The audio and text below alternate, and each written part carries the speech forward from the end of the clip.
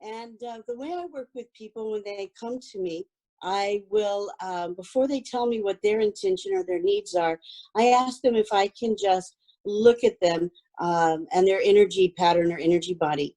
So one of the things that makes my work unique is just that I've been able to expand my sensory awareness so that I can see energy patterns around people in their bodies, in their thought field and emotional field, as well as make connection with their spirit and soul and those who guide them. I said, if you're going to leave me, at least tell me some of the secrets of the universe. I was like, I want to know, is there really a God? If so, what is God? So suspended knowledge is where you don't have to go into judgments or into a place where you feel you're right and everybody else is wrong, but it's where you gather the information that you have from your experiences, knowledge, and you let it sink in and find a resonance of truth somehow. For me, it's the difference between, does it feel loving or does it feel fearful?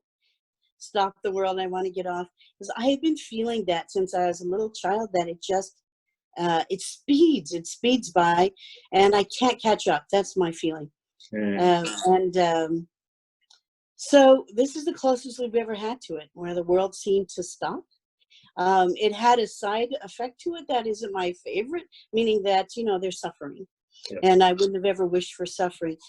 My friend called me back the next day and told me, you know what?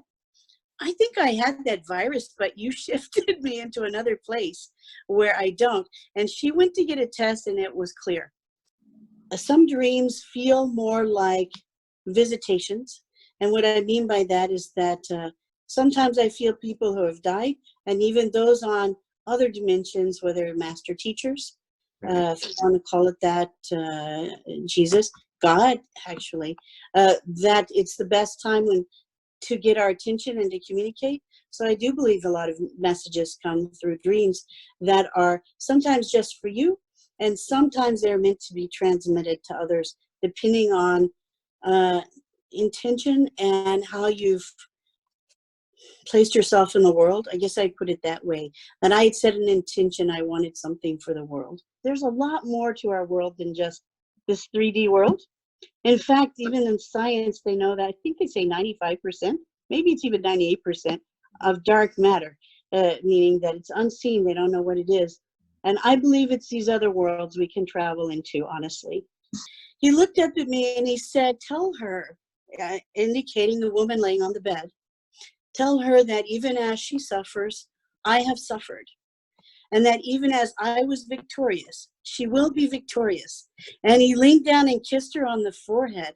And when he did, it wasn't her, it was me that responded. It felt like a lightning bolt went into my forehead. The earth itself has a consciousness, a life and a presence, and that Gaia, she, if you want to call it a she, it often is, that she's going through her own growth passage from this place we are in time and space known as 3D to a fuller existence in the 5D. And so that means more of us being able to know who we are in the subtle realms.